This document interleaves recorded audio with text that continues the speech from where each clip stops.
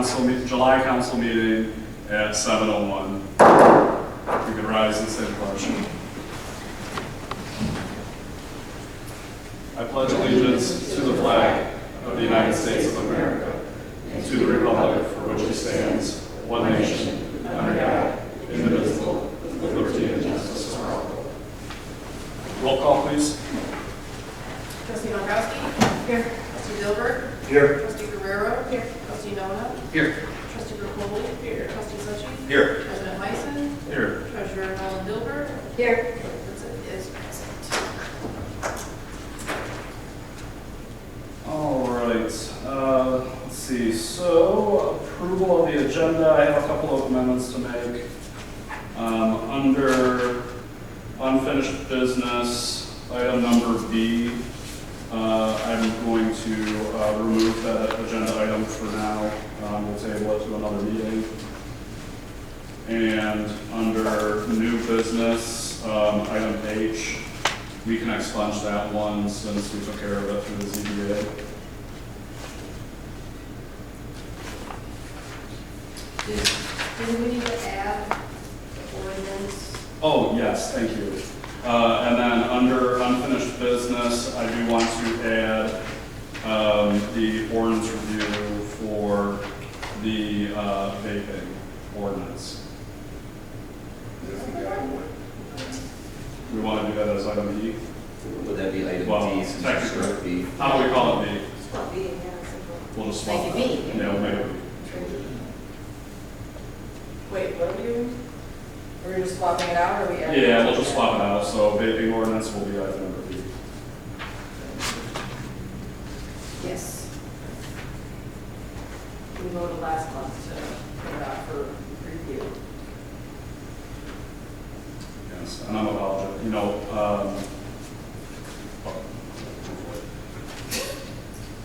we have approval of amendments. So moved. Support. Moved and supported. All in favor? Aye. All right. Public comment on the agenda? Any public comments on the agenda items? Okay. Approval of the minutes, public hearing minutes for June 13th, 2023.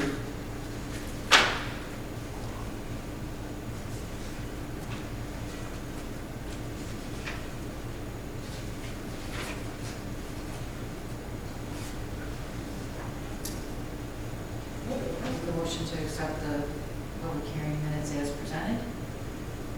Been moved. Support. Been moved and supported. All in favor? Aye. All opposed? And council meeting minutes for June 13th, 2023. Make a motion to approve the council meeting minutes for June 13th, 2023. Support. It's been moved and supported. All in favor? Aye. All opposed? All right. Consent agenda.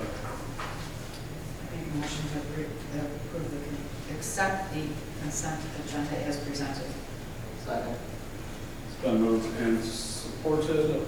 All in favor? Aye. All opposed? All right. Payment of bills, treasurer's report. Approval of June 23rd payroll, $82,748.69, and bills to be paid for July 2023, $242,990.88, for a total of $325,739.57. I'll move that we pay the bills in the amount of $325,739.57. Support. It's been moved and supported. Roll call, please. Trustee Burkholder? Yes. Trustee Suchi? Yes. Trustee Dombrowski? Yes. Trustee Guerrero? Yes. Trustee Nona? Yes. Trustee Dilbert? Yes. President Myson? Yes.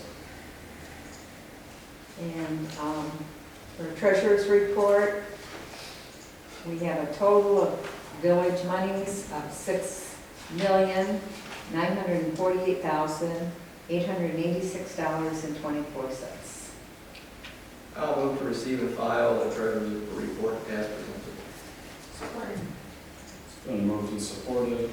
All in favor? Aye. All opposed? All right. Communications and committee reports. Item number A, clerk. Agenda items for August 8th will be due by the end of July, beginning of August. That's all. Financials are done. Please. Planning Commission, Trustee Gilbert. Last night we met, we gave preliminary site plan approval for Hampton Manor Premier Assisted Living, the special land use. We also had a long discussion about our sign ordinance. There's 3 or 4 different items that we're looking at as far as amending the sign ordinance. And we set a public hearing for our non-conforming lot splits. When we split the lot over on Lincoln, it created a non-conforming lot because of the existing garage on the second lot. And our ordinance did not prevent that from happening. So we're gonna, we set a public hearing to amend the ordinance so that that cannot happen.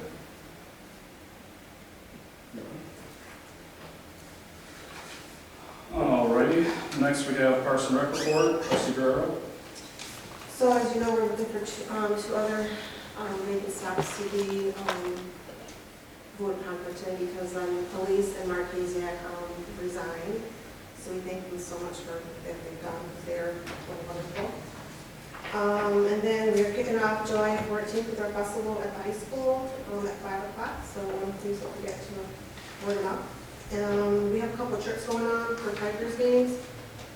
But there's been a lot of lack of participation from the residents. A lot of it has been canceled because there's no one participating in these events. So I don't know what else we can do as far as promoting some of these things. But again, the Pistons game was canceled recently, and there's still a lot of cancellations. From what I understand, I think the Tigers won. There's only a few spots left. Good. Yeah, I actually had signed up for it and I realized I was out of town, so I think it's fine. That's good. I'm going. You're going? I'm one of my grandsons. Good. That's nice. But yeah, so that's what's happening. So all the events are on the pages. Jen's been wonderful. We'll post everything out on there. So please, word about, just let everybody know, parents know, just talk and let's get word out. If I may, one of the complaints, and I'm probably, because of my lack of tech knowledge, communication. Is the public, do we know what's going on? Right. If you're not on whatever, Facebook and social media and all the other things, maybe is there some other way or some other thought process that we can get the word out? I don't know if it's just putting posters in all the storefronts or. So what we did in the past is we did send out flyers to all the schools. That seemed to work out for some of the past events like the Easter and things like that. But we also tried magnets, like the ones for the dates to put on the fridges. We did that as well. I suggested with an email blast, you know what I'm saying, something of such, or even a message on Yeah. phones. I don't know what else we can do. Yeah, I actually just met with a company this morning actually to talk about opting in to SMS messages, Yeah. updates and stuff like that. That seems to work. It's a pretty cool service. It's a little on the expensive side, unfortunately, but it actually was more of an there was more to it than just opting into a mailer or to SMS text messages. You could actually text message the village number and say building permit, and it would actually reply to your text and give you the link to the building permit, so you could actually then fill it out and everything. So there are some options out there that we're looking into. We did actually sign up for Revise to do the email notifications. We paid for a yearly fee, and we have not been able to get it to work. I've reached out to them multiple times trying to get them to respond to me. I haven't gotten anywhere with it. I have Genevieve working on it. And the Revise one with our website, it doesn't work the way that I thought it was going to. You subscribe to a page, and then whenever the page gets updated, you get a notification that it's been updated. But, I guess if if we had a page that said, here's a list of all of our events, if we update the page with new events, then they would get a notification. I guess that would work, but, yeah, I mean, to your point, I mean, even if we could do some stuff that's not electronic, you know. Maybe flyers, you know? Flyers at the store. Flyers, just, you know, everybody uses the flyers, you know, we used to open those up and read them, all the events in the village. It doesn't cost that much for Yeah. Yeah, and then we did make sure, Becky actually just added all the events to our digital sign as well, so we do have them, going through the sign. Thank you, because I know. Yeah, you sent the email Yeah, too. because I was like, if they're up there, it's a light. Yeah. I appreciate that so much. Yeah, so we do have that. To get away from tech, the only thing I can think of is a mailer. That's not cheap either. Yeah. Sandy, do you recall, didn't we have a conversation in the past about changing the format of our water bills so that we could put information on that? Didn't we talk about that? We did, but we never had it in the room. It had to be a complete format change. It was Right. huge. And one thing we really get on our CCR report, we still are getting the same bills over and over. I don't remember, Rachel, we had that conversation too. I don't remember Yeah, what there's happened. very limited amount of space that you can put characters on it, so. Right, on that, but we talked about completely changing the format of the water bill itself so that it would be a page, I think it was cost that we were and having then you could have at least a section that was just information, and then every month that goes out, and then, you know, your remittance piece was on the bottom or whatever. I think it was cost at the time, because right now we're spending like $700 just doing bulk mail a month. And I think it was a cost issue, and we still had a whole bunch, and we still do have a whole bunch of statements that we were going through. So, I mean, we can look at that, but we can do a 2-up or something like that, maybe get something. We're doing a 4-up right now. But I don't know if we have a limited, because that's considered, the way we do it, that is considered a postcard rate, that we're doing that too, on top of it. So I'll have the girls look at it and see what we can come up with, and see if we can get some more information on it. But it's a cost issue too. That's one of the Yeah, $700. and if you're I gonna don't do a remember full talking page, about it when I was on. you're gonna have to do envelope stuffing then at that point. You know, maybe instead of doing a full page mailer stuffed in an envelope, maybe if it's roughly around $700 for the water bill being postcard size, maybe if we could do a mailer that's postcard size, or just a separate mailer, it doesn't have to be tied to the water bill. Because that's the thing that. Yeah, that's like we have all these activities that are coming. Yeah, we should be able to fit it on those. Yeah. You can get the information to me, and we'll post it on the bulletin board for free.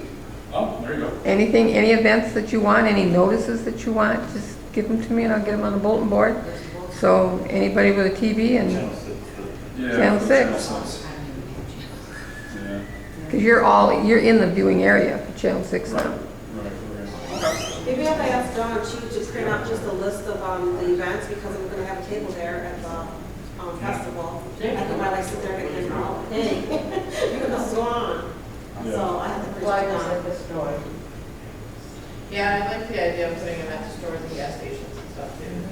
So seeing if they'll. Yeah, and we do have the bulletin board that's out here in the breezeway that we've been adding, flyers and stuff to as well. So, yeah, no, good, really good discussion. I agree wholeheartedly that we gotta do more. We were really hoping to have a mailer that was supposed to go out for spring, right? Yeah. But then things kind of.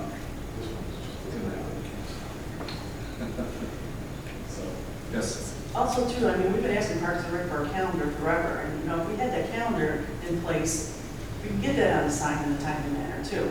Yeah. Yeah, I think we're gonna, so we have some things to talk about with Parks and Rec later in the agenda, and then hopefully, we can get some things moving with that. This season, it seems like we're a little late, but I really am hoping that, by next year, we're gonna be like on top of it. Well, the festival you guys knew about months ago, that should have been up a couple weeks before. Yeah. So you guys knew about that, that was supposed to come there. Yeah.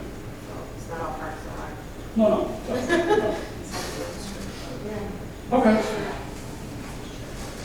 Unfinished business, we have item A, principal insurance, Ms. Gazel. Round 2.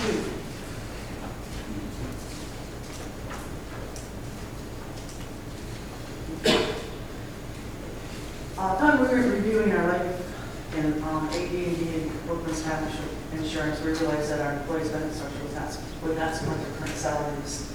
So the range of salaries are from 40K to 95K, and with just our minimum one, it's over $500. So this would not support what we have. We don't want to create a hardship for employees, so I am asking if we can raise it from $50,000 life insurance policy to $100,000. Also raise the workman's comp insurance to the maximum from $500 to $1,500. This will make sure that employees are not having hardship if they get disabled or are workman's comp or something like that. The cost difference at the current salaries that we have is it's $780 a year to make this change. So I propose that we do increase these benefits for the employees. Employees. Anybody have any questions on that? I had supplied you with the differences of the two different policies. Does anybody have any questions? It's kind of self-explanatory in the memo, if somebody doesn't understand that. So the total difference? Total difference is $781 a year at the current salaries. That doesn't include the contract negotiations that's going on. So would we be approving an increase in the difference, or would we be approving the entire new contract? We would be approving the proposed policy increase from $10,000 to maximum $50,000 to the new policy from $10,000 to $100,000 based on the salary. So what that's saying is, so if somebody makes $50,000, that's what their life insurance policy is going to be. The cost, workman's comp, maximum again. If somebody makes 50 grand, Okay, they will get a life insurance policy for 50 grand. okay.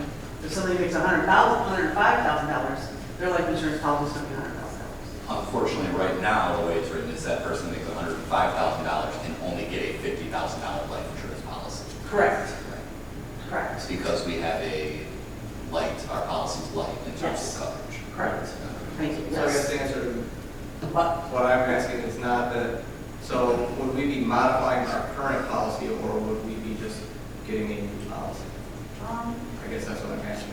It's a proposal to increase our benefits. So it's our. So basically, it's basically a new policy. It's It's going to be a policy. It'll be a new policy. Yes. And then for the workman's comp, right now, the maximum is $500 per week, Correct. which is, or 66 2/3% of pre-disability earnings for up to 26 weeks. So that's capping it at $500, which unfortunately for our employees in some cases is considerably less than 66 2/3% of their earnings. Correct. So it's really just kind of a hard cap at $500. So Right. if somebody goes on a workman's comp claim, they will be capped at $500, creating that hardship that we're Correct. talking about. The new policy would increase the max to $1,500. Now, that doesn't say that $1,500 will get paid out. No. It's still 66 2/3% of what their their earnings salary. of what their So salary. based on our lowest paid person at $40,000, it'd be $590. That's what I was trying to say. Got it. Thank you, Alan, for helping me clarify that. But I think the question that Mr. Shokobi was asking, is our policy up for renewal, or it's been renewed, and this is It's already just... been renewed. This is going to be probably a new policy. It's going to be retroactive to January. Okay, so the 781 is just the additional cost? Addition to, correct. So if we were to make a motion, we're still gonna go with the cost of $6,605.40, Per right? year. I think that the motion should probably say that we are increasing our benefit to that.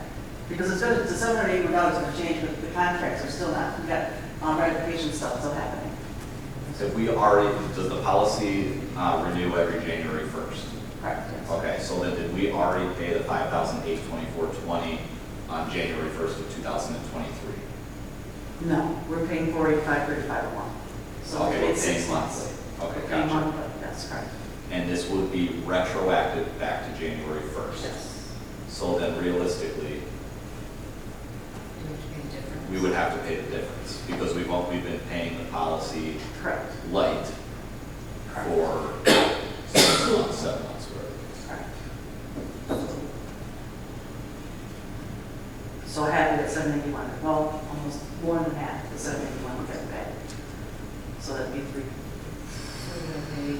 what's, And we're paying this monthly, this, correct. do we know if there's a discount? Usually there's discounts for paying premiums in advance. Do we know if there's a discount for paying a premium in advance annually? That's a good question, that question. Almost always. So we have to pay the 6510 per month back to January, right? We have to catch up. Yes.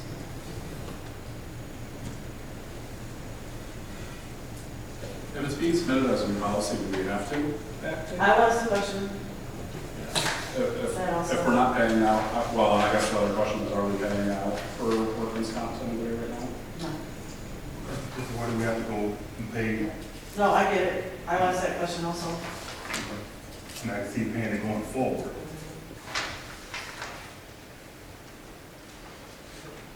There's a rate assumption that says on this paperwork, says January 1st, 2023, so I'm going to have to go back and ask her that question.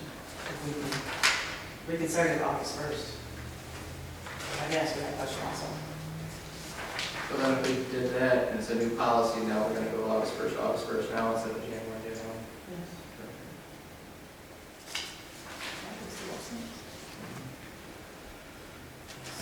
Just so that we don't have to keep making, this case will come back month after month. Would everybody feel comfortable with making a motion about increasing the coverage? Because at least the figures that we have before us right now is based off of going all the way back to January 1st. And in theory, if we don't have to go all the way back to January 1st, it's going to be less money than what we have here. So So if we make the motion, we won't run the risk of paying over what the motion would be. in theory, right? If I'm understanding correctly. In theory, and plus also too, like I said, we have contract ratifications that are coming up too, it's gonna affect that amount too. So if you put 781 as a motion, I'm gonna have to come back anyways to ask you for more money. Why? Because the contracts, this is current salaries. With the increase in salary, then it increases how much. Yeah, so if we do a motion just on the proposed policy of, minimum 10,000 to 100,000, 1,500 per week, put that in motion, then I don't have to worry about, well, I have to worry about costs, but it's based on salary, and you guys make approval of the salaries. But I mean, the increases that I see down is gonna cover all of our employees. Yes, Okay. yes. But the cost that we pay per month is based off of what the salaries are. Now, Huh? So the cost of the policy is dependent upon the amount of coverage that's needed, because you might have 5 employees that make $90,000 as opposed to 5 employees that make $45,000. Potential coverage for 5 employees at 40 as opposed to 5 employees at 90 is going to be less or more. based on- salaries are gonna be changing every year. Yeah. That's what I'm trying to say, so if you only approve 781, I'm gonna have to come back to you again when the contracts are up again and ask you for more money. When the contracts are up and/or when the policy renews. Yeah. Anytime, Correct. right, yeah. Yeah, so that's not unusual. So I think the point that you're trying to make is that the focus should be more on the coverage, the policy coverage, and not the policy premium, Correct. because that is somewhat. That's gonna be fluid, it's gonna be changing constantly. Yeah. This case will just We make already it. approve it every year though, right? We already do it at January 1st with the new rates in place. So why But don't we they just, change. why don't we just get a policy for 6 months then, and then we'll reconvene in January? Based on what we have now. Well, we don't know for sure if that's what we can do. So that's why I was saying, if we do if the pleasure of council is to just increase the coverage, we have the dollar amounts right here in front of us of what it would be if it's backdated to January. And then best case scenario, we can just do 6 months instead. I mean, in my opinion, August. and this is almost, I shouldn't say that. I think it's important to make sure that the employees are are covered and we don't leave any kind of opening for potential hardships if anybody does face something like this. I think the increase in the premium, or the increase in the proposed policy makes perfect sense to cover our employees. We want to tackle shopping for different rates and stuff when renewal comes around. By all means, let's dig into it. But first and foremost, I think we got to take care of the employees, make sure they're covered if something like this happens. So we're looking for a motion. I'll make a motion to increase the life and ADD insurance minimum of $10,000 or a maximum of $100,000 based on the salary, and the workman's comp insurance maximum of $1,500 per week or 66 2/3% of pre-disability earnings for up to 26 weeks as proposed in the principal proposed policy. So just without a cost attached to it, correct? Support. Been moved and supported. Any further discussion on the motion? I do think that we should, because even when we do the renewal, we do have a cost associated with it in the motion, just so that we know what we're spending. Would this make sense to do this after the wages have taken effect? The new wages? I wouldn't think so, simply because current wages or new wages, they are not covered fully right now. They aren't right now. We have some employees that will not be fully covered. Right. Most. 8 out of 9. So we don't know what the actual cost will be. Yeah, even though I know that this is the top end, I don't know what the cost is, like I'm approving. So the 781 that I'm seeing at the bottom could possibly not be the cost. Correct, Okay. because it's current salaries, It most likely will not be the cost. It most likely will be. or not, it will be more. That's what I'm saying. After the contract gets approved. It's all based on salary, everything is on the same, if you look at the tables that I had given you in that policy, it's all based on age, salary. So with the motion tonight to increase the coverage, that would at least allow Ms. Kazel to move forward with getting the policy in place. Then when we have the contract ratified and everything, we can come back and give everybody an update on what the costs and everything are. Correct. So that's unfair. Okay. Any further discussion on the motion? Roll call? Trustee Switchy? Yes. Trustee Dombrowski? Yes. Trustee Dilbert? Yes. Trustee Nona? Yes. Trustee Guerrero? Yes. Trustee Capoli? Yes. President Bison? Yes. Just a little confusing. All right, so item number B is we amended to be the vaping ordinance, and I apologize, and this is where I was hesitating when we were talking about making the amendment to the agenda. I know that you guys do not have the vaping ordinance in front of you. I did email it to all of you, but if you want to table it for one more month, just because you guys did not get it in your packet, I completely understand. However, it was given last month. It was given last Last month, month. to give it to Yeah. public for review before coming back to council. Yeah, so we gave that 1 month review period for the public to review it. It's just our fault, my fault, that I did not have it in the agenda packet. When I emailed all of you guys saying I was planning on having it, I should have included it. I mean, So- we all have copies of it, I mean, it's not like. You do have- Yeah, you do have copies, and there's been no proposed amendments to the draft that we have. So, procedurally, if you want to table it, I understand. If you want to do the motion, I understand. There isn't a rush to do it this month. This ordinance was primarily because of things that were happening in the school system, unfortunately. And with them being out of school right now, I mean, if we table it to August, it's perfectly fine too. Just, I don't know if you guys want that chance to have it in your packet and see it, or if you want to act on it tonight, that's up to you. I prefer to get business done. Yeah, almost have to let you know together. All right. What's the ordinance number? 400. Thank you. I'm sorry, what is it? 400. 400. It's even, To make a motion to approve ordinance number 400, my Support. It's been moved and supported. Any further discussion on the motion? Roll call. Trustee Guerrero. Yes. Trustee Pankowski. Yes. Trustee Capoli. Yes. Trustee Suchi. Yes. Trustee Dilbert. Yes. Trustee Nona. Yes. And President Mysel. Yes. All right, thank you. Item number C, cemetery regulations, policy and price increase recommendation. DPW Supervisor Dilbert.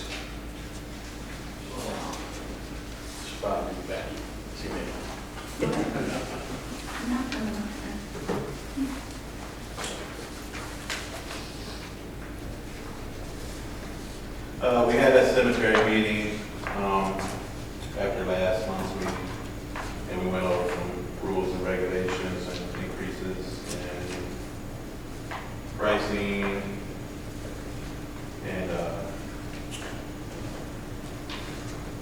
it just updated a lot of stuff. It hadn't been updated since, you can see the old ones, little rules. We have updated the pricing and foundations. We updated the pricing for the opening and closing of the graves. You can see last time it was updated with 2010 foundation prices. So we only went up $50 per foundation.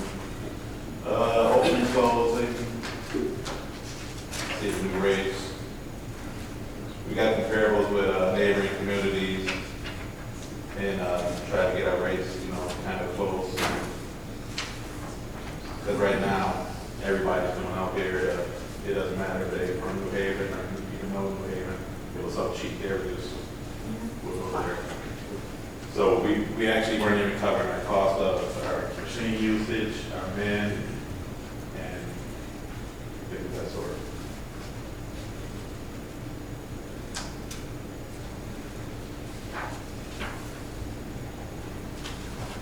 Any questions?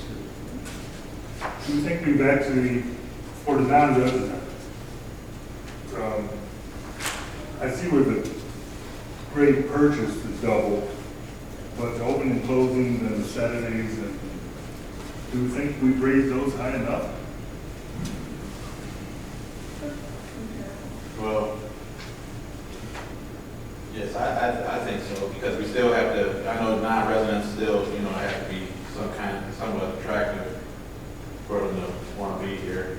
But, that's why this is for you all to look at and get the blessing, because if we're going to raise them higher, we can. Well, that's what I'm saying, because we bring in two workers, we pay them a minimum of 3 hours. Yes.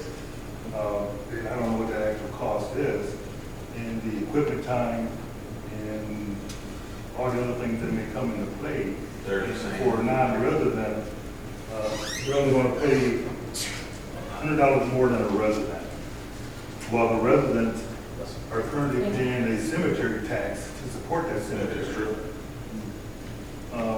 Non-residents aren't paying that tax. It wouldn't break my heart if an opening and closing from for a non-resident was $1,000. That's good for me too. And then on Saturday, maybe like 12:50. Because one thing that we're going to be faced with eventually is lack of space. Yes. Well, we're getting there already. And so we don't want to make it attractive for non-residents. What percentage of the cemetery are we using right now? 75%. That's why a couple years back, we were trying to get back the property between the cemetery and Pinewoods from HUD. So we would have that potential, and when we did max out, so we could expand.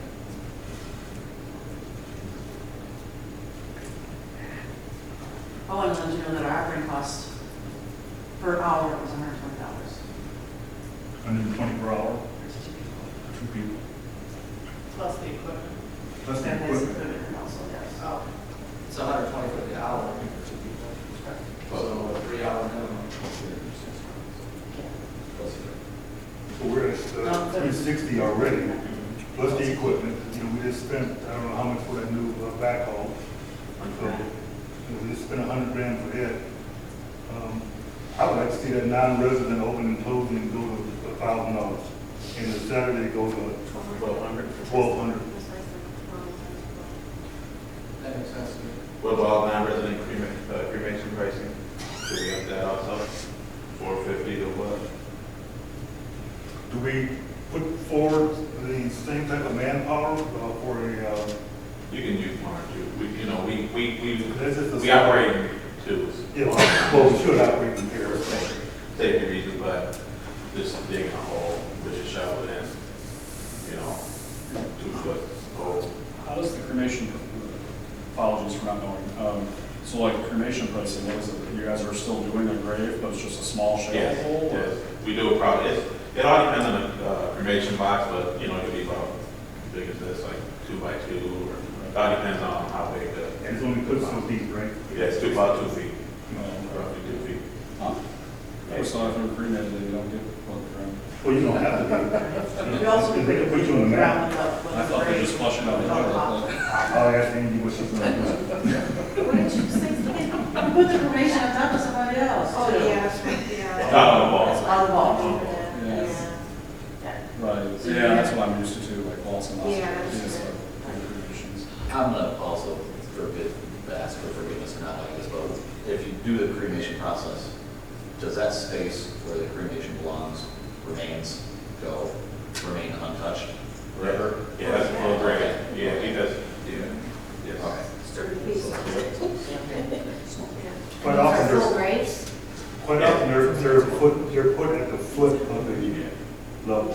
Okay. Back, a long time ago, they used to have these little sections where they try to make crematory areas, and it did not work out whatsoever. You could even put a headstone on there if you wanted to, or whatnot, so if you want to put a cremation, that's fine. It's either you put it on top of a current vault that's already buried, or you can you still have to buy a full size grave, or you can put it in two. So the cremation pricing is just the equivalent of the open and close pricing for that grave? On a smaller scale. Gotcha. To a small scale, yeah. I think we should bump that price up as well, too. 600. Yeah, we should bump it up somewhat.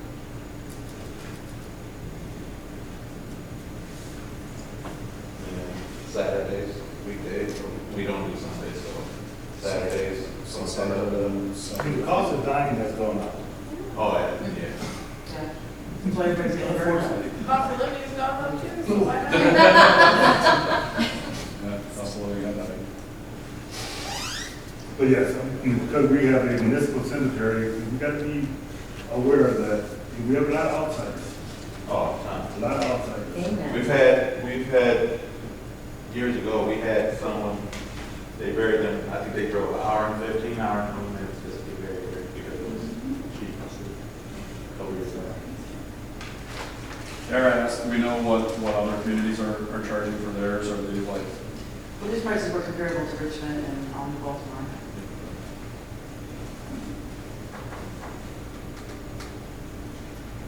I would also on that sheet too, I wanted to bring up the perpetual care fee. There was an ordinance back, not an MCL back in 2009, where that we had to make a deposit of $50,000. Perpetual care means after care, after the cemetery is full.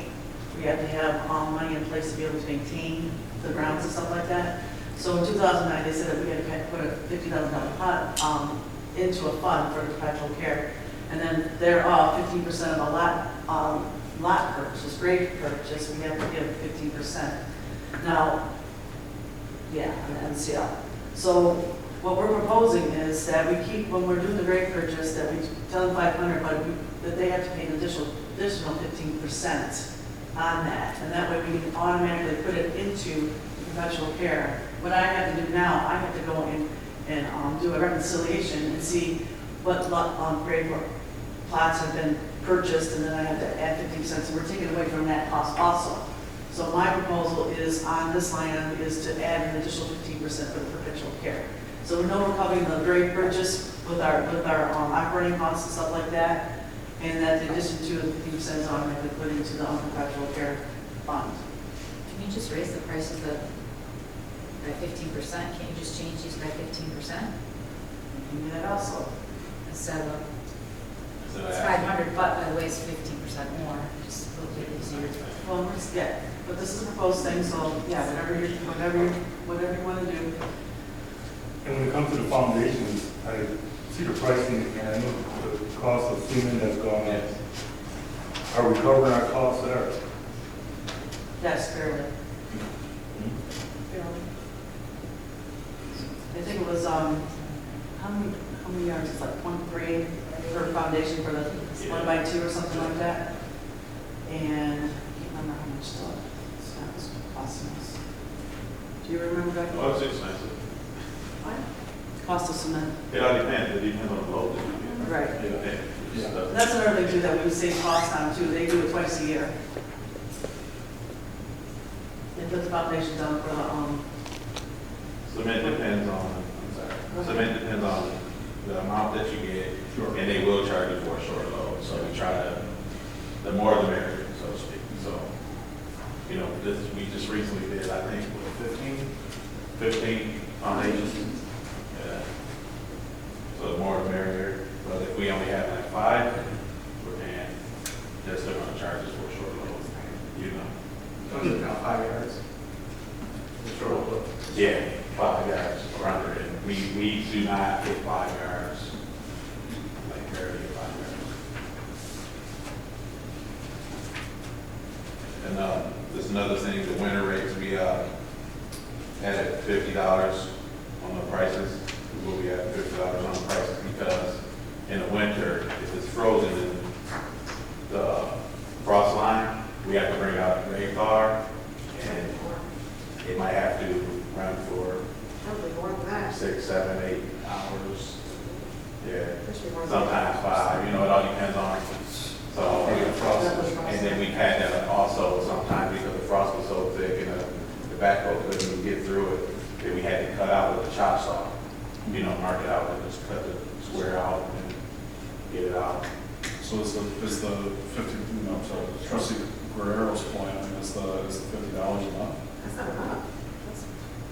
Sounds like there's a lot more labor in. Yeah. well, It all depends on the, you know, we've had some decent winters and then, you know, so that's why we're here to talk about it. If we're gonna raise the other rates, Raise if we're it gonna, up. raise the other rates, that may cover that additional, we have frost. well, And, our operating cost is for 2 people for 1 hour is $120, so. At least do that for the winter. $50 is really, 150? yeah, for the winter at least for 2 people. $50 is not very much at all. That's a lot of hard work, chopping through ice and cold. Salaries are only go up also.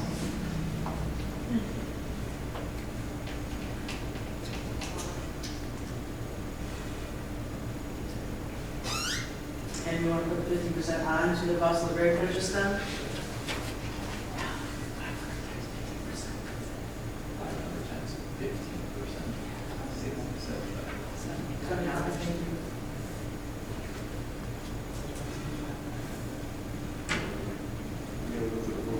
Right.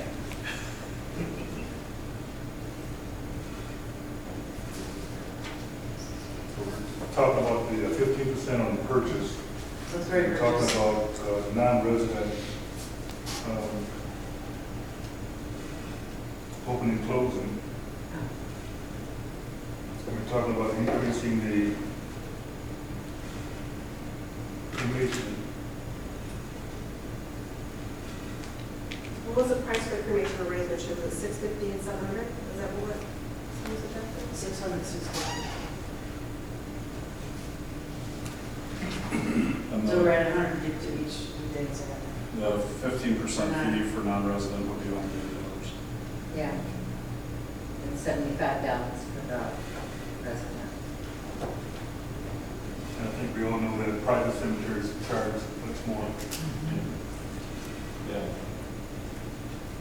I have no clue, I hope I don't have anything soon. $50 now, right? from a non-resident to 1,400, because it's 1,380.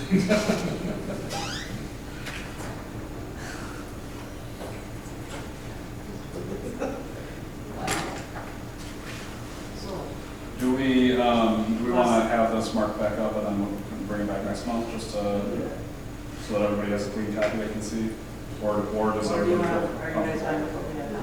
I like getting business done. Yeah, You do. I think you covered it, Commerce. I try to give everybody the benefit of the doubt, just in case they want to see this good line, but So let me make sure I recap what we covered here. Okay.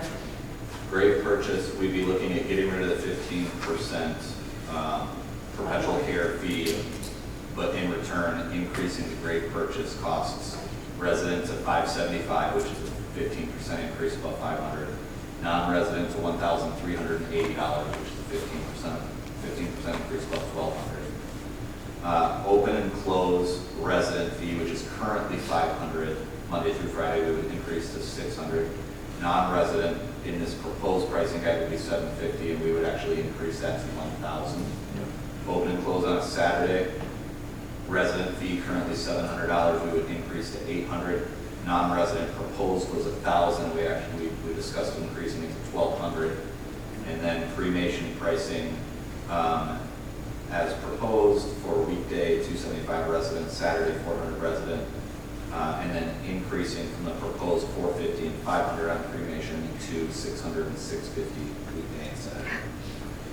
If we're adding 15% to the resident, will we not also be adding it to the non-resident? Yeah, just on the grave purchase. That's only on the grave purchase. It's Oh, only a lot, it's only a Okay. lot purchase. and then there was also the talk about increase of winter Winter rates. rates, the 150. And that's just a flat, that's on any of the above, grave purchase, open, close, whatever, cremation pricing. Sounds good to me. so if we approve this on principle today, could we get a copy of it, finish off it, Let it email go. to us? We'll get it done tomorrow. Do I have to say all that again? No. Every word. Well done. I will make a motion to approve what I just said. I'm sorry, did we have support? All right, it has been moved and supported that we amend our pricing guides as discussed by trustee Suchi. And also adopting the, do you only want to do a motion for just the pricing? Do you want a separate motion for the rules and regulations? I would say yes. Yeah, so we'll just talk about the pricing guide. It's been moved and supported. Any further discussion on the motion? Just to clarify again, it's just for the pricing guide. All right, roll call. Trustee Suchi? Yes. Trustee Guerrero? Trustee Gilbert? Yes. Trustee Pankowski? Yes. Trustee Nona? Yes. Trustee Pacoli? Yes. And President Meisen. Yes. All right, then we have the foundation pricing. Did we want to propose any changes to the foundation pricing? Those increases are minimal, but they may cover us. Let's see, the 12 by 24 goes from 100 to 150. So there's about a $50 increase on all of them.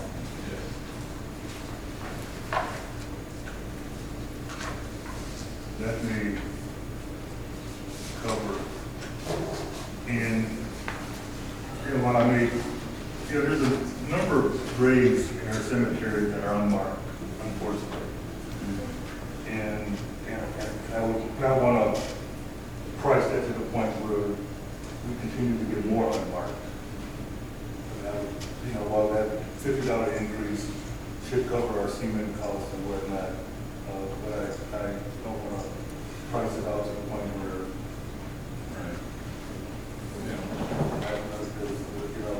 I know a number of people that are marked. Are you able to require that all graves must be marked? I don't know if there's something in the ordinance that we can, Well, there's another thing that I want to bring up too. Our ordinance of 1896, ordinance number 5, states that we are supposed to have unmarked graves or graves for, what is it?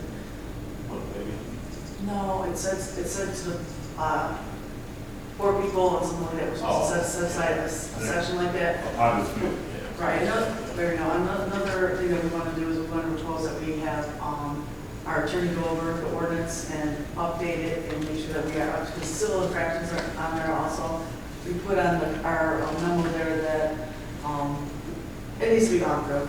It needs to be gone through, but we want to at least get the pricing and stuff like that up here in our rules and regulations agreed upon tonight, and then we'll work on the ordinances, make sure that stuff is up to speed too.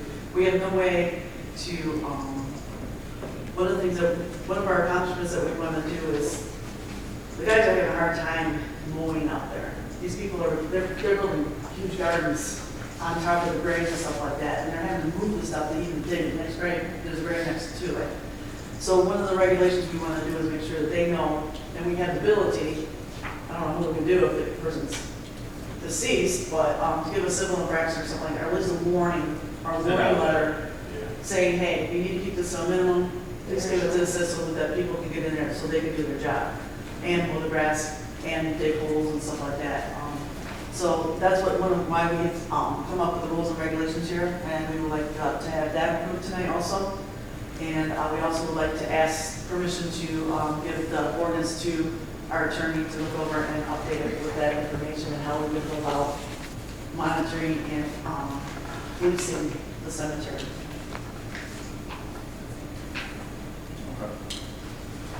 right now, the current grave site is 3 by 6. 3 feet, it's a little bigger. Yeah, 5, 6, yeah. You guys had to do an open, you guys had to do a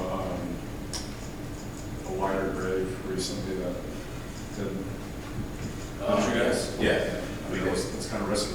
Yeah. Yeah, because the wall wouldn't fit into the grave box. It was too wide. Yeah. And it's very sandy out there.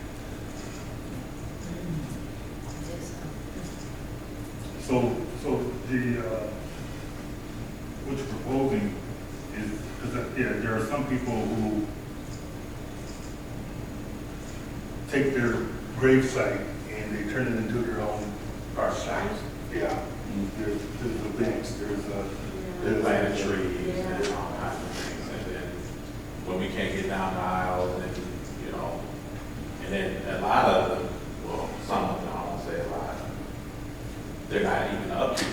Anyways, like the upkeep is like nothing. It's like absent. So you're putting all the stuff in, but then you have weeds growing knee high. So we need to just do a foot in front, foot in back, done. That's all you need. Landscaping works and all sorts of things like Yeah. that also too that has to be Perfect. DPW has to move all that stuff. And That's then- what they have to do. We've also had an instance where they had a bench out there and it was old. That last day, it actually broke, you know. We were just trying to move it to dig the next grave. Well, you broke it. You know, now you're trying to put responsibility on us for things we haven't really done. We're just trying to do our job. You know, if your stuff falls apart, that's not our problem. You know, it's encroaching on other graves. We've had a lot of encroachment on other graves. Bad.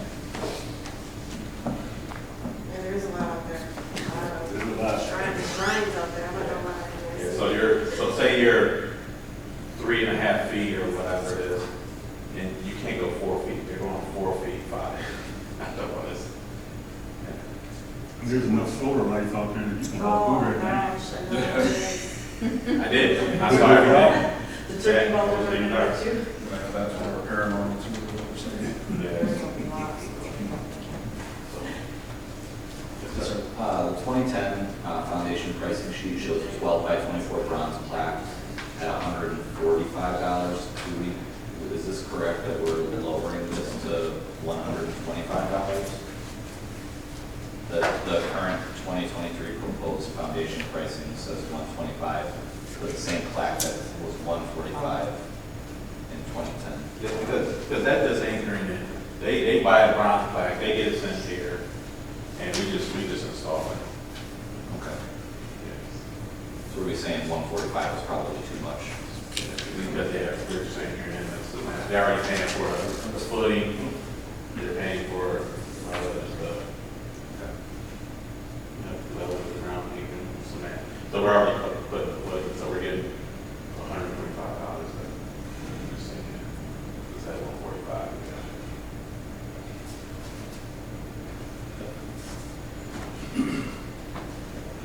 So again, are we looking at making a motion on foundation pricing alone and then tackling the other stuff separately, or what are we doing? Yeah. Probably. I'll make a motion to accept the proposed updated foundation pricing. Yeah, as proposed. It's been moved and supported. Any further discussion on the motion? Roll call. Trustee Sutton? Yes. Trustee Foley? Yes. Trustee Dilbert? Yes. Trustee Dombrowski? Yes. Trustee Dona? Yes. Trustee Guerrero? Yes. President Wyson? Yes. All right, so then the last but not least is the rules and regulations. Do we, by chance, without having to compare and contrast and read through all of it, do you have just a brief summary of what was it that you guys actually updated in 2022? Brief summary. Pets, no pets. We find liquor bottles, beer cans, no beer, basic stuff, no encroaching. We're gonna, for the grave area, be one by one. Loud music, just basic cemetery rules, like a lot of, just the same rules. And just no planting trees, no planting bushes.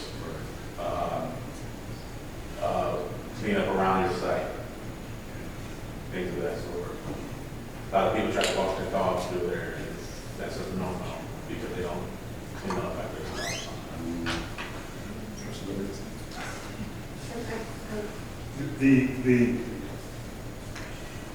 I understand the pets, but a lot of people do walk through the cemetery, and a lot of people do have a dog with them.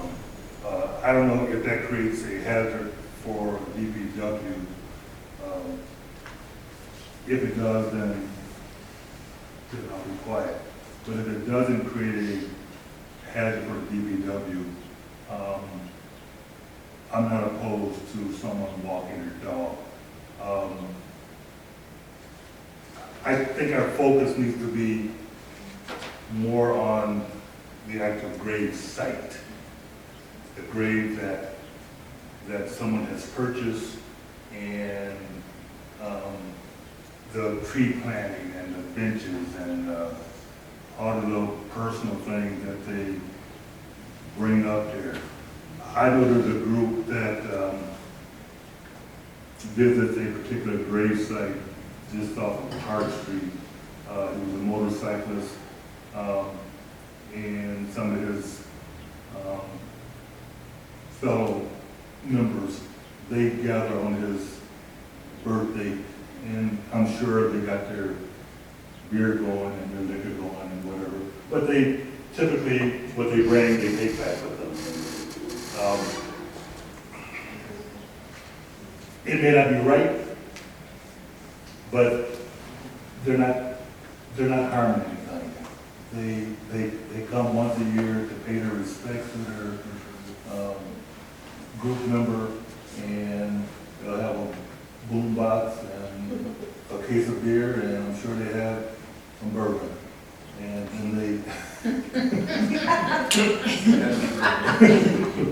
then but they typically clean up after themselves. Now, there may be others Oh, there's a lot of. that don't clean up after That's what we're themselves. talking about. They have to clean up after themselves. If you come and pay respects and do that, that's fine. But when we're getting flat tires because we ran over a broken beer bottle, and now we're paying. Yeah, well, how do we balance this? And And also, Yeah. were the visitors bring the beer bottle, or did, the teenage kids? Someone, Yeah. Do you know what I'm saying? Well, how do we So regulate they're- that? I mean, that's a hard problem too, what he's bringing up too.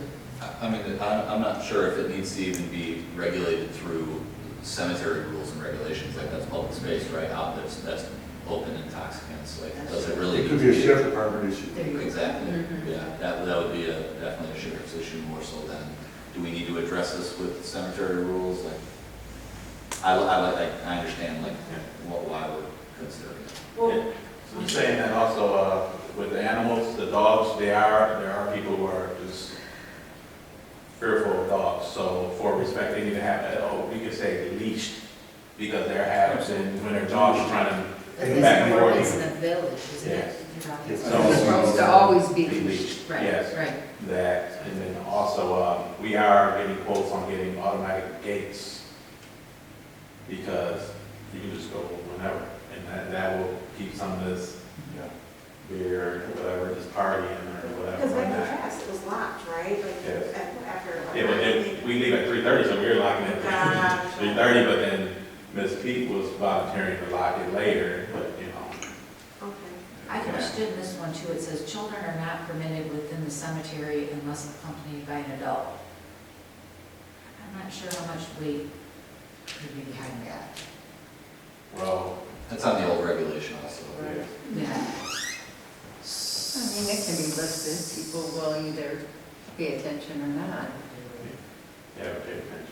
But I do believe that the focus should be on the actual grave sites with the excessive plantings and benches and things that do create a massive cleanup in the spring, mowing issues.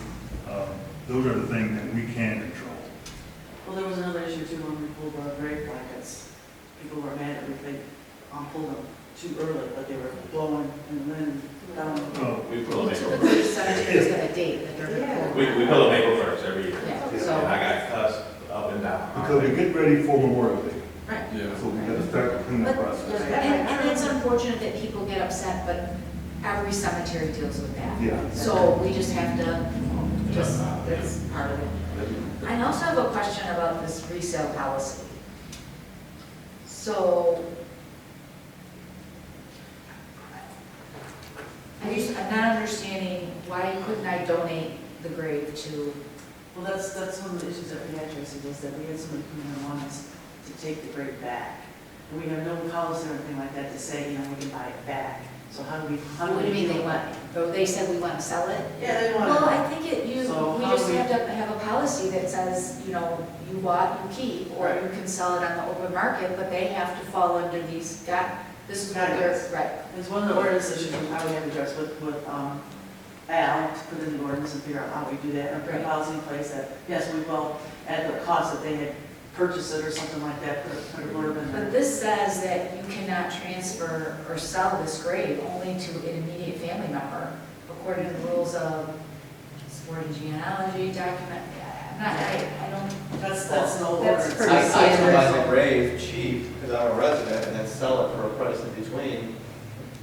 Then not There goes Mario. That was my first thought. What's gonna prevent a resident from buying That's 50 true, graves? that's true.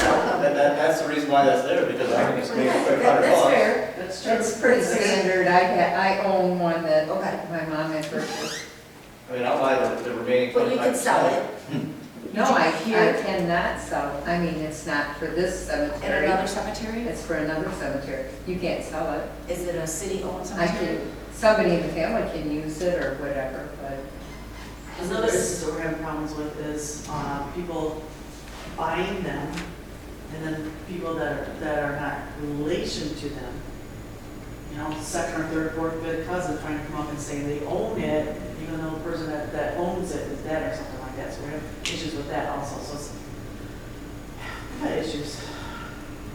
But those are not uncommon, Yeah, Right. I think you know, they, because, So we- the you know, cemetery business. yeah. Yes. That's what we're just trying to hammer down, so Right. the regulations, and so we can just.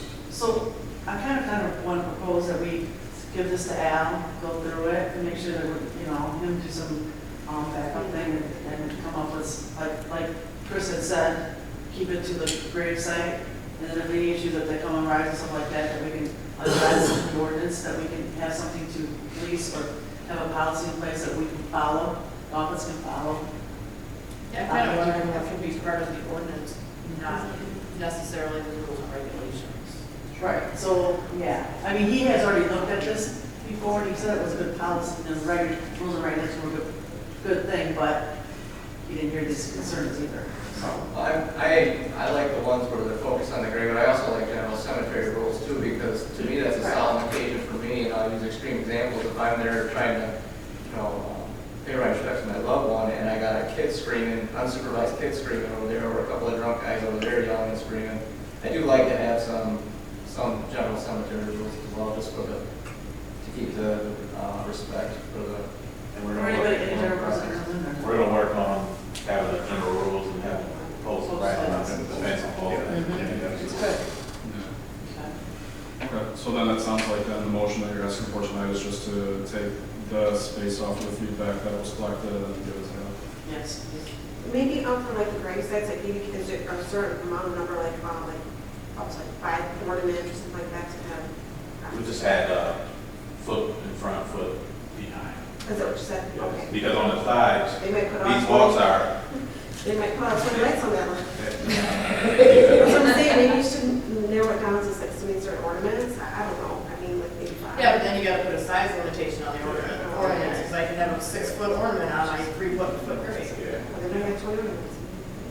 Because these grave sites, if you've never seen one next door to the one being done, they literally Yeah. are side by side by side. Gotcha. You know, so when you start expanding, and I gotta dig this one, well, I gotta move all this stuff that you just planted. And you're not gonna be happy, but that's your problem. We had to move 30 paver blocks. Oh, yeah. Oh, there's papers in too. Pavers. Oh, yeah. The big ones. Oh, Yeah. The Home Depot special. They have all three. Retaining walls. So you want legal to look at the rules and regulations and the ordinance? Yes, please. All right, I'll move to have legal look at our cemetery ordinance number 5 and the rules and regulations. Support. Been moved and supported. Any discussion, any further discussion? All in favor? Aye. All opposed? Motion carries. Next up, Ms. Hazel, OMID assessment roll 2020B prepay. This is just informational to let you know that I was able to get our prepayment that you guys discussed last and done the resolution on, that we did pay the invoice for $83,992 last month, and that, even though we had a deadline for it, they took our resolution and they also took our payment, so we're good to go. Candace is always gonna take They're that. going to take our money. That was just informational for you. Thank you. Always take your money. All right, new business, Parks and Rec Committee appointments. So we had, files here. We actually had 3 individuals who stepped forward. There was a late addition, I think, that everybody should have gotten. Yeah, because yesterday I came while I was on vacation. Yeah, so we have 3 individuals who are interested in the Parks and Rec appointments. Right now, we only have 2 open positions. We may or may not have a third in the future, we'll see. I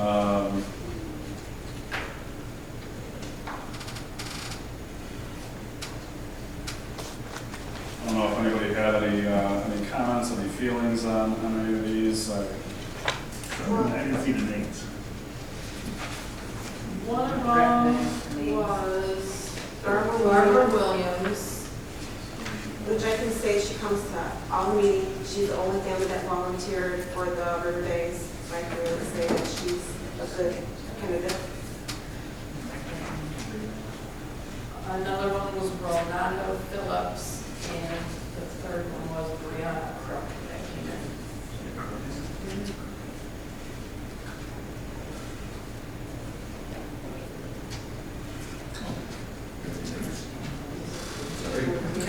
Oh, just didn't make it far enough. Yeah, I know, Mrs. Williams, her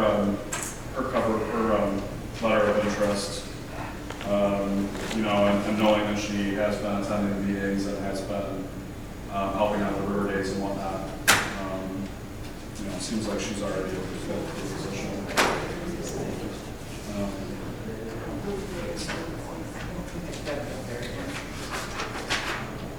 The other 2, so that we had R. Phillips that was in our packet, and then Brianna Crook that was emailed to us. You know, I see Ms. Crook has experience as volunteer coordinator, hired teacher, et cetera. I thought that was kind of some good experience, you know, working with kids and Yeah, I saw that too. Does anyone know her?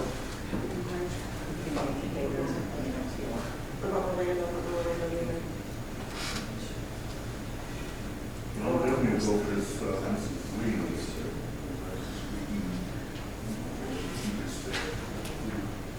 The fact that she comes to meetings already. Do you want to make a motion for appointments? I sure will. Okay. I'll make a motion that we appoint Barbara Williams to the Parks and Rec Committee. Support.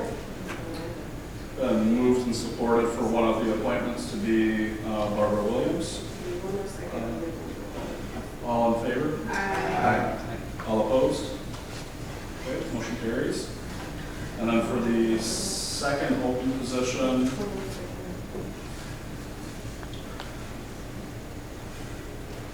You said you got an email from Ms. Crooks? there was an email that was sent yesterday, or, well, it was received while our clerk was on vacation, so she forwarded it on yesterday. And I had a resume and everything. That's the one that was a teacher or something? Yeah. Yes.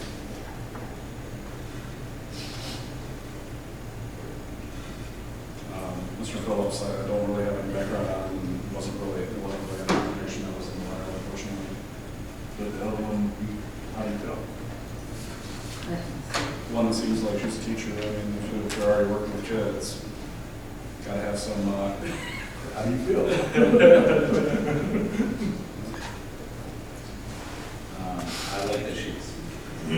I like that she presented not only the fact that she's a teacher, she presented a full resume. So kind of outlined what her past is. Previously an office manager as well for quite a while, 8 years. Bachelor's degree in integrated studies in holistic health communications. I'll make a motion to appoint Brianna Crook in one of the vacant Parks and Rec seats. Support. kind of moved and supported. Any further discussion on that motion? All in favor? Aye. All opposed? Motion carries. Clerk would say if you could notify all three candidates the results. And then maybe if you want to let Mr. Phillips know that there may be another vacancy in the future Okay. for consideration. If I may, Mr. Earl? Yeah. Don't we have at least one member that hasn't attended? That's what we're doing. That's exactly what he said. Because I already, We're going to see what happens next month's meeting or next week. Yeah. not, If it's been 3 or 4 months, then it's been three. Actually, I think there's two. It's been Oh. 2 months so far consecutively. So if she doesn't show up to next week's meeting, it'll be 3 months in a row. It's been three. It's been three. Total is done, that's one thing we do need, people that are gonna, at minimum, attend meetings. I know. I mean, Right. If you can't take an hour out of a month, then, And it's not even an hour because I would show up at 6:30 and everybody was already done. I know, they, You guys are efficient, you know? no. And that's not a knock on them, like. Right, no, it's not a knock, Stuff, it's- I'm saying right, it's- but- Yeah, that's a short meeting. Yeah, but if you've got, Yeah. you're gonna volunteer to do something like this, got time to do it. Yeah, we're really gonna be like shorthanded for the River Days, so, you know, we really hesitate to suggest like get some volunteers and stuff like that. There's like a couple of us. Okay. River Day. Fireworks, I'm sorry. Oh, right. I'm sorry. Item number B is the traffic control orders. So there was the email that we sent out. This was an informational. So Sergeant Lindstrom with Michigan State Police did perform his traffic studies. Sneaky guy, able to do it undetected for the most part, although we maybe had a couple of residents that might have caught on. But they take it really seriously. There was a resident that they felt was driving back and forth, maybe trying to change the results. So they caught on and did not call that person. So they pay attention. If they see the same car driving around back and forth under, at a very slow speed, they only got counted once, and then after that, they weren't counted. So it's an interesting interesting how it all goes. I mean, they try to, there is quite the methodology that Sergeant Lindstrom puts into it. The attached TCOs that were in the packet, so Main Street from Gratiot to the railroad tracks will be increased to 45 miles an hour. From the railroad tracks out to the edge of the village limits would be 35. Similarly for Clark Street, although a little different, it'll be 45 from Gratiot all the way to Haven Ridge. He didn't want to do to the railroad tracks, he wanted to do all the way to the intersection. And then from Haven Ridge out to the limits would be 35. And then, or I'm sorry, Clark from Haven Ridge out to the outer limits 35, and then all of Haven Ridge 35. So we have the TCOs. Marcus and I both have them signed. We're waiting on the signs to come in. We just got the notification today that they're shipping on Monday. Hallelujah, finally get them up and get them posted and give our traffic enforcement deputies something to enforce for speed limits. And the speeds at this point are kind of moved, right? We have no point, we have no say whatsoever. Yeah, I mean, the discussion was that we could hire somebody to do our own traffic studies. We'd have to make sure that they're certified, using the right equipment, blah, blah, blah, blah, blah. But you do run the risk that if we were to do our own traffic study and we get a different result that's even higher, well, then what do you do? So. I guess I'm still a little confused how this all came about. So Sergeant Lindstrom explained to us that there was the law that was passed in 2019, which was sunsetting the 25-mile-an-hour speed limits for municipalities without a speed study that supports it. They're putting a lot of stipulations for 25. They're basically trying to get rid of 25 mile an hour unless it's a residential subdivision, inside a park, in front of a school zone, I think was another stipulation. There's a bunch of different categories. For 25 mile an hour section, you have to have 60 driveways within a quarter of a mile. I actually thought that I had a gotcha because I measured from Main Street and Haven Ridge all the way to Clark Street. It actually is about a quarter of a mile. And I thought, oh, for sure, we got 60 driveways, all those houses. Well, there's so many houses that don't have driveways on Main Street. They're on the side streets. So we don't have enough driveways to even justify it. So that coincides with that. Okay, so there's a state law that was... There was a state law, and unfortunately, from what I understand, our past administration raised the hand saying, hey, we have 25 mile an hour speed limits that are part of that sunset, which then triggered the review and everything. So he did say there are other municipalities which are on their radar next, that they're going to be going around. There's only 8 people in the entire state that does this, so they're going to be targeting some other municipalities.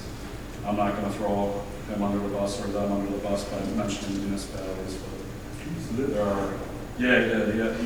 And Sergeant Lindstrom was stressing that he felt bad because he used to live in the village. He drives through the village quite frequently for hunting and all that, and so he knew what a burden he was putting on us by taking the signs away and then making it just free for all. And I think the outpouring of negativity about the signs being taken down thankfully kind of urged this to go along a little bit faster than we originally had intended. Clark from Gratiot to Haven Ridge is what? Clark from Gratiot to Haven Ridge will be 45. That is And so then Haven nice. Ridge to the limit. And those tracks. And he actually pointed out that most of the residents that he was doing with the tick marks and everything were actually people turning into Pembroke and Amherst. It wasn't people that was cutting through. So he was saying, whereas you have people that are cutting through on Haven Ridge and you have people cutting through on Main Street, he was surprised that those actually came out to be as slow as they were. I was surprised that they came out as slow as they did. I thought for sure they were going to have a lot higher speeds. It's just dangerous, I think, too, because like the side of Amherst, there's no sidewalk. Like, I mean, I can cross over and cars are flying. I mean, it has to be that. Yeah, It's very disheartening, I have to say. yeah. 45 over the railroad tracks, they're going to do that. That way. Yeah, and you know, additionally, the other thing that we have to keep in mind too, like we have slow roll tomorrow, and we don't have posted speeds. So, you know, we are gonna have, I believe we are gonna have Macomb County Sheriff's Department support, we are gonna have fire department support. But we're going to, we did have to change the route that was originally planned, try to limit it, because we don't want to be, you know, we don't want to put the kids at risk. So, and even with the new speed limits, you know, we're gonna have to take that into consideration. So, Are you looking for a motion to receive and file these TCs? yes, please. All right, I'll make a motion to receive and file the traffic control orders for Clark Street, Haven Ridge Road, and Main Street. Second. It's been moved and supported, all in favor? Aye. All opposed? Okay. Next, item C, sanitary sewer master plan report. Suman. Thank you, Mr. President. Good evening. As council aware, we've been going through the sanitary sewer capacity analysis, and we presented a couple of workshops to go over the results. And tonight we are seeking council formal adoption of the report so we can publish this information for developers and future prospective partners within the village. And I can take any questions.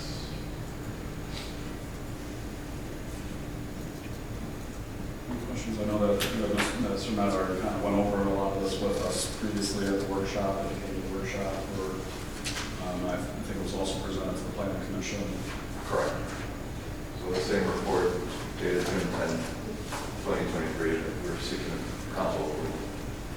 This will have the master plan drawing, the analysis of the capacity, and the findings.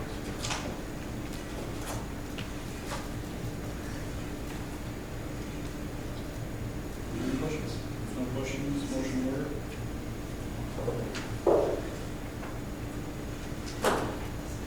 Motion to accept and publish, that's what you want to do with this?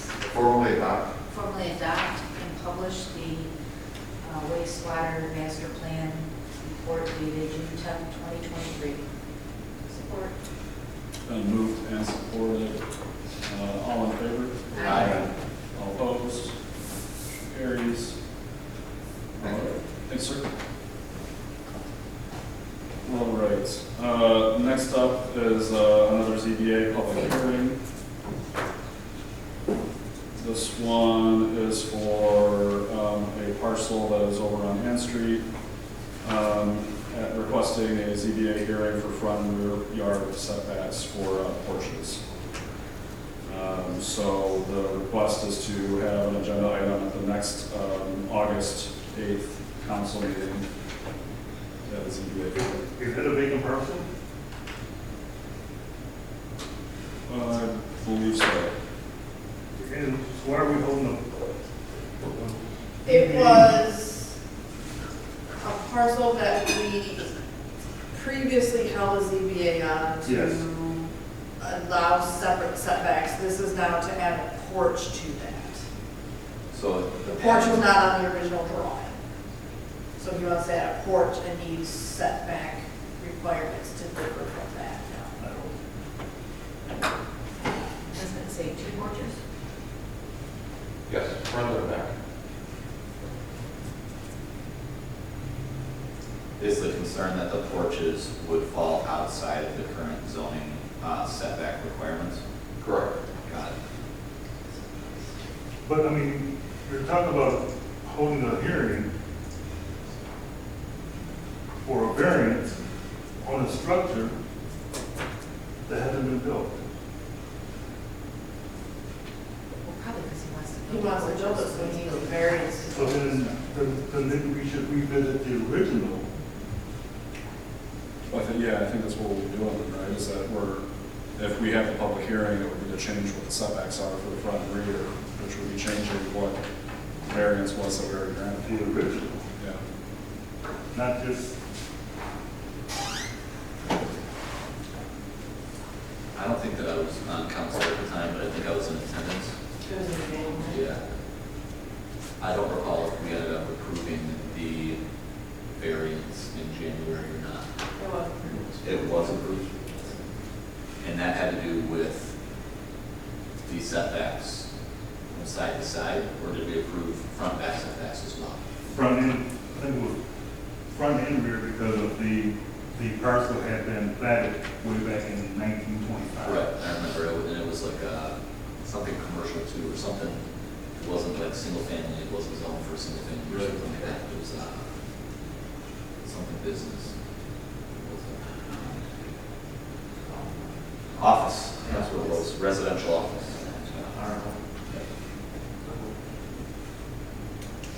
So, I guess we're just looking to have a ZBA hearing at the beginning of August. Like, do we, usually ask Alice, do we need a motion for that?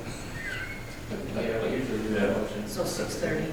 Yeah, you have to do a motion to set a public hearing. Yeah, 6:30, public hearing for ZBA. So moved. Support. Been moved and supported that we have a ZBA public hearing on August 8th at 6:30 PM prior to the council meeting. All in favor? Aye. All opposed? I'm sorry, who seconded that? Trustee Or I- Sushi. Yeah, I did. Okay, And we'll get the information before, correct? yes, Thank you so much. Can you get the original request, Yep. please? I will have all of that in there. Mr. Miller. Just a couple of clarifications. The original ZBA request, there were attachment, the applicant claims that the original attachment did show the overhang, and I don't think we had verification. So there was a little confusion of what was approved on the original request versus what's shown currently on the plot plan. And when we talked to the planner, his document shows something, the building department shows something, my document shows something. So the applicant is under the impression that the overhang, the front porch and the patio were included in the original request. So that's why I'm coming back to council. Well, we need to find out what was included. Yeah, what did we approve? We have two different documents. What did we approve, and we need to find that out. Yeah, one showed it and the other one didn't. What was in our packet? It's something that sounded great to me. Okay. Yeah, so by the August 8th hearing, we'll make sure that we have what was in our packet and then what the request is. Okay. All right, item number E, RFP quotes, Lutz, Lion Hall, DPW Supervisor Gilbert.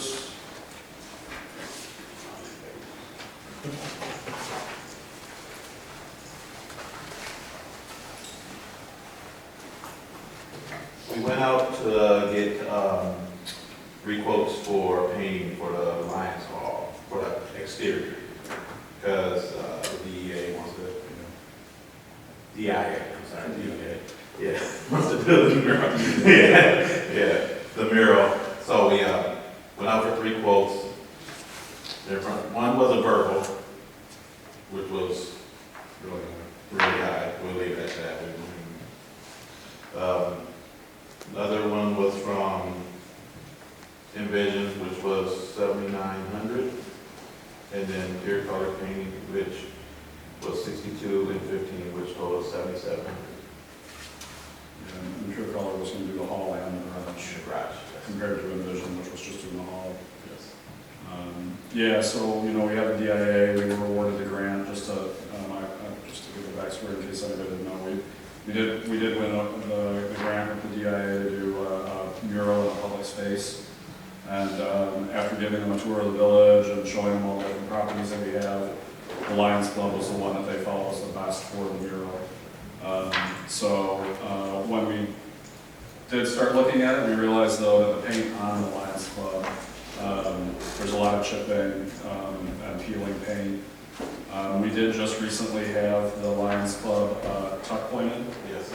We were able to have that done and taken care of. So now that it's tuck pointed, we can get it painted, and then that way the DIA will have a nice blank canvas to work with.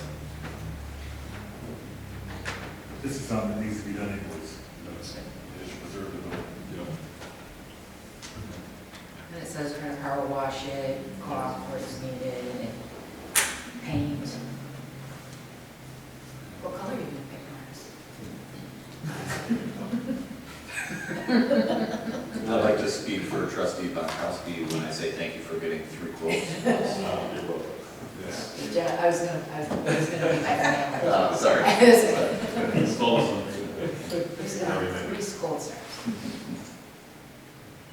Superintendent Dilbert, do you recommend that we go with Pure Color or Envision? The Pure Color, they include the garage also, so I recommend, they actually paint this building also. Looks mighty nice in here. Oh, did they? Oh. Yeah, we've done work with both. Yeah. They both do good work. Yeah, both of them They're do both well. awesome. You can't go wrong. One of the things I did ask, because we had that, excuse me, the verbal, thing, he wanted to sandblast the whole building. Yeah, that's why his price was so much higher. I asked the question to Pure Color, I didn't get to ask Envision. He's putting the additive into the paint that will adhere, make it adhere more, and it has a warranty up to 10 years on it also. Oh, 10-year warranty, jeez. Wish I had a 10-year warranty on the paint on my house. Got paid 5 years ago. Was that Pure Color? Yes. I asked the question. I will make a motion to have Pure Color to paint the hall and the garage, the Lions Club property for $7,700. Then moved and supported. Roll call. Trustee Pankowski? Yes. Trustee Fauci? Yes. Trustee Guerrero? Yes. Trustee Dilbert? Yes. Trustee Noah? Yes. Trustee Foley? Yes. President Bison? Yes. All right, Sir Mad, Health Street paving. Yes, sir. So there's a section on Hull Street that goes south from the lane south. It's about 150 feet. It is currently gravel.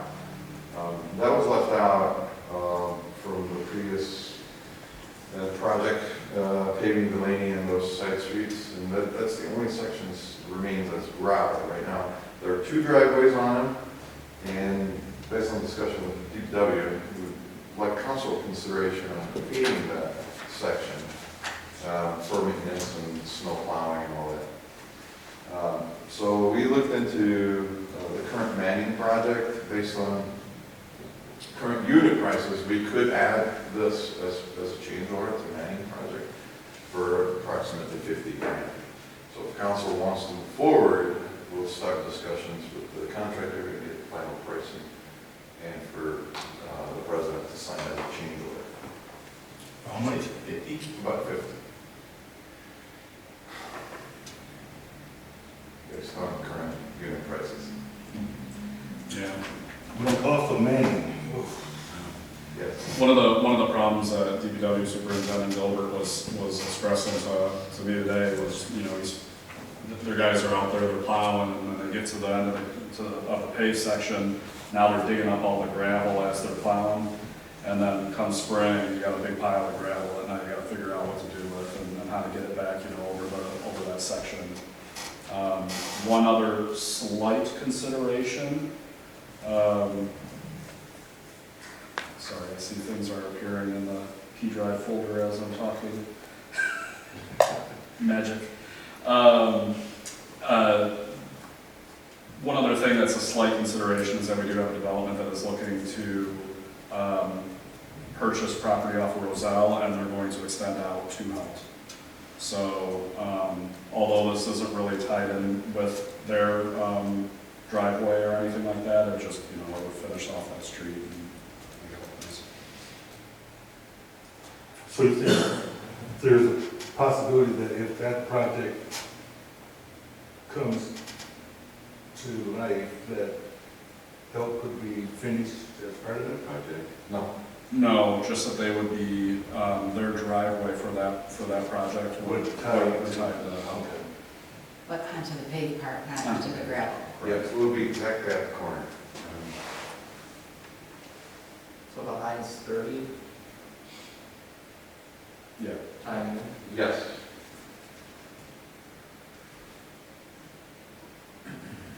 Sort of. Somewhat. It's Yeah, a there's- long distance. The driveway would be going over, well, I don't know how much we want to talk about. It's still. It's still, I mean, we could just state the main, it's a 50 or 60 foot right of way that we'd like to be aligned with the lane. So if you look at the lane, that would go northwest to that development. That would be the public street. And that pavement will tie into the lane, and right now they're showing it offset. We'd like it to be aligned.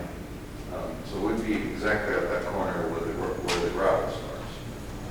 The driveway would be an easement over the church property. They're still in negotiation, nothing concrete. They have not submitted a site plan yet. How many feet is this? The paving, 100 120 Right. linear feet. How many feet is Ambats Drive? Does anybody know? I can tell you in a second. I only ask that because it's been a repeated request. Well, and we did, so as part of the CDB, Category B funding, we did actually put in drain beds. So, We can't you know, touch if we get a grant for that, And in the meantime, you can't touch it until you hear whether you get the grant or not. Correct. If we get denied by the grant, then we can move forward. Of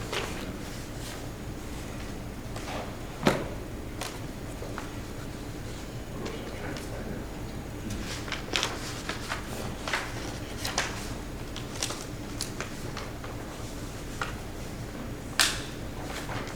And I have a major concern with the cost of manning, and for the sure as I'm sitting here, there's gonna be some change orders. I think we need to be careful. And maybe include help in our 24 category B application. Absolutely. Just a suggestion at this point. We don't have to, council don't have to do it right now. That's just my opinion. But we do have a contract, we will be saving on mobilization, but we can save under mobilization on a different project. But we can't control the unit price right now, as we have a contract under. just not sort of. The man, yeah, thank you. Ms. Hazel.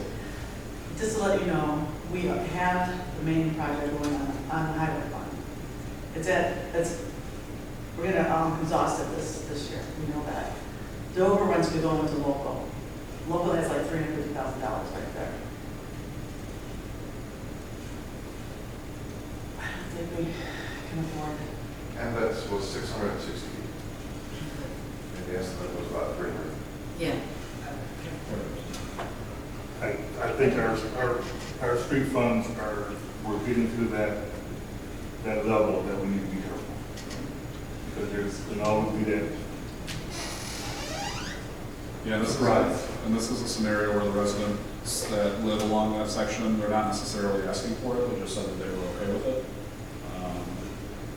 So this was just one of those, like, while we have a contract, if it's something that we want to consider. I think I tend to agree with Trustee Dilbert, kind of acting on the side of caution here. We could potentially look at getting a grant for it in the future. We could certainly look at saving on mobilization in any future projects, which we know are certainly going to happen eventually. I would caution us on stretching ourselves too thin right now, and kind of sit back and make an educated decision later. Yeah, I would be more comfortable tying this in with a future project later on. I mean, I don't think I would even necessarily, I don't want to say, I don't want to use the term waste a grant, but to put that small section in on a grant, sure. I would use a grant for bigger projects. And then when we do our own, major projects, to tie this one in for the cost savings there in the future. could also see how the bank goes. Right. And we do have a contingency bill. And if we don't have too many change orders, maybe we can come it You better be knocking on some wood somewhere. Yeah, if there is a possibility that we can come in under on mayonnaise, There you go. we can put that in there, no problem. But as of right now, without knowing how Manning is gonna go, I would be hesitant to go this direction. Yeah, until we start, we wouldn't know how that is gonna go. Right? We have Good idea. you want to table this one then? Yes. Thanks, sir. Thank you. Thanks for identifying opportunities to save a couple bucks and roll this into another project too, even if we don't move forward with it. Yeah, Absolutely. the ability to identify that, so. All right. Last under new business, we have item G, Ways and Means Committee meeting. So we need to set our water, sewer, garbage rate. We also have a request about retiree health for 25 years of experience or more with Village.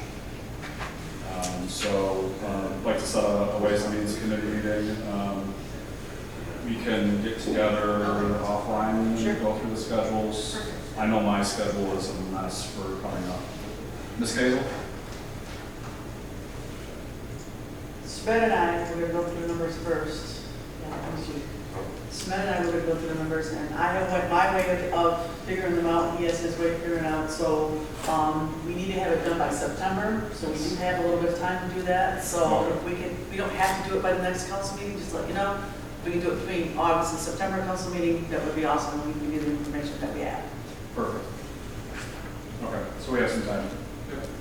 We'll wait to hear until you guys are ready. Okay. Okay, that takes care of new business. Call from the floor.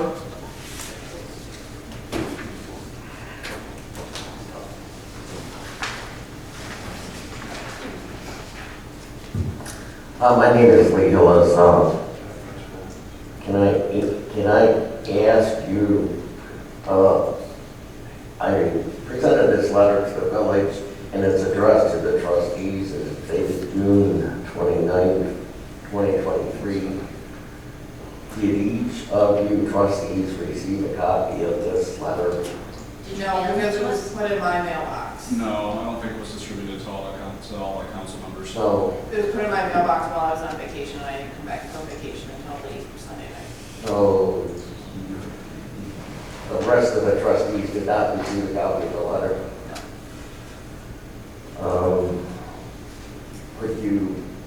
Is it possible to put it on the agenda next month or not? Sure. I'd appreciate it. It sounds to me in retrospect that I probably should have applied for a position on the Parks and Rec Committee as opposed to trying to, it's just that I live 100 yards north of that fountain, and every day I drive by it and I don't see it in proper operation. It bothers the hell out of me. And if you don't want to hire me, then I'd like to volunteer to be on the committee so that I can assist and make sure that this fountain has the capability of doing what it was designed for. It's pretty important to me. Because the name of my company is Water Cannon Fountain Works, and I've been in business for 21 years. And the biggest fountain I built was back in 2005 for a doctor, and it was like $25,000. But he sent me over to Crooks Road and Metro Parkway to look at the standard federal fountain. He said, build me something like that. And the only problem was he was on an island in a lake in Oakland County, and every time we tried to duplicate or create the fountain effect, the boaters would come by because this was on a private lake. So the long and the short of it is I'd really like to see this fountain live up to its expectations. And if I can somehow get on that committee so that we can make that fountain the pride of Macomb County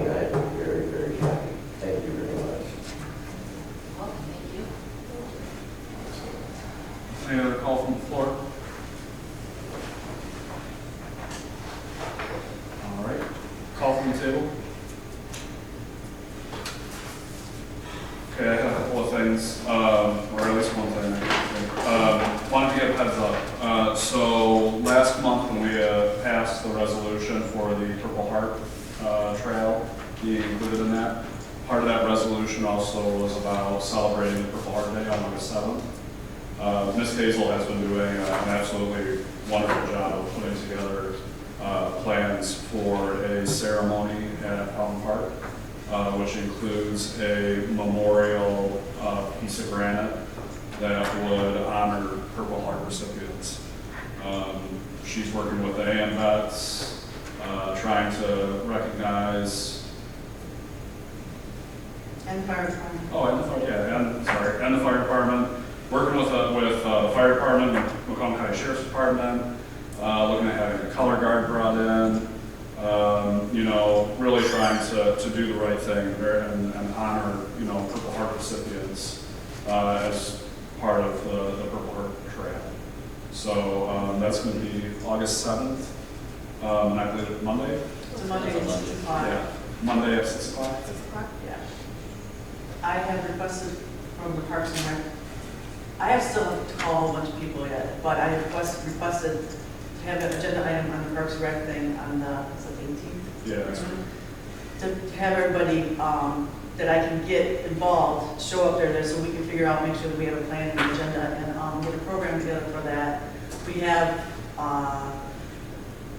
Derek Wigner's going to call Merritt's band to see if we can get them. We have a taps player. We were going to ask the sheriff department to come in. They have a color guard. So stuff like that's happening. Commander Wood over at Eckert Talk, we found a ceremony that you can follow. I've requested from the fire department if they can have the chaplains say a prayer for us and stuff like that. So we're trying to make it as best we can with the time that we have. The monument will be put in place. It'll be done this week. DPW will be putting the foundation down at the flag at Fountain Park, in front of the flag there behind that sign, for us to put the monument there, and then we'll go from then. We should have it all in place before August 7th. So that's the plan. We're gonna button it up at the Parks and Rec meeting if I can get everybody there, and we'll have a program and everything set up for everybody to go. So that's. So anybody that would like to participate, I would appreciate your help. We would like to get like the ROTC here, the Boy Scouts, or anybody else that you think would like to contribute to this program to celebrate these Purple Heart recipients in our community. So. Yeah. Or if you know any Purple Heart recipients, please pass the line. Purple Heart recipients, there is not a master list. So VFWs and AMVETs, sometimes they have their own list that they might compile, but it's not like a master. Not like there's a public database you can go out and say who's all the public or Purple Heart recipients. But just want to give credit to Ms. Hazel. She's been doing a really, really good job of organizing this, and I've been really impressed with it. It's been really, I'm excited. It's going to be really cool. What time? 6 6. August 7th at 6 at Fountain Park. So, kind of on that vein, because you asked for an agenda item for Parks and Rec, and I prepared the agenda for the Parks and Rec committee. Who do I go to for that now, since Mark's stepped down? So next month, or this month's meeting, they have to appoint who the new members are, who the new chairperson is. Right. Dawn has gotten the agenda together, so we haven't posted anything yet, so. Well, no, because I prepared the So we'll coordinate. We'll Yeah, have you coordinate with we got agenda items too, they were asking, so. We'll give them to you. Okay. I think that's actually all that I did have from the call from the table. Anybody else, any call from the table items? Just a reminder, slow roll tomorrow, 7 p.m., movie night in the park afterwards, roughly 8 p.m. And then the movie is, what is it? Oh, it's one. No, I just saw it and I didn't recognize the movie title. I'm out of touch.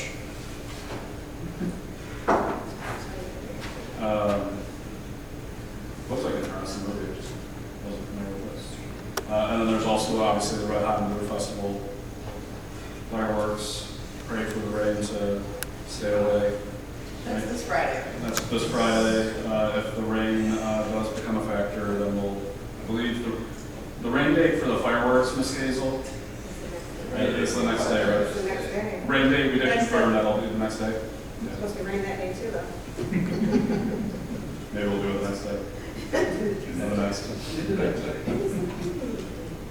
Okay, we'll get back to everybody on what the movie is. It is out on the Facebook page and it is out there, so otherwise, any other call from the table? Motion over. Strange world. Strange one, thank you. I found it, that was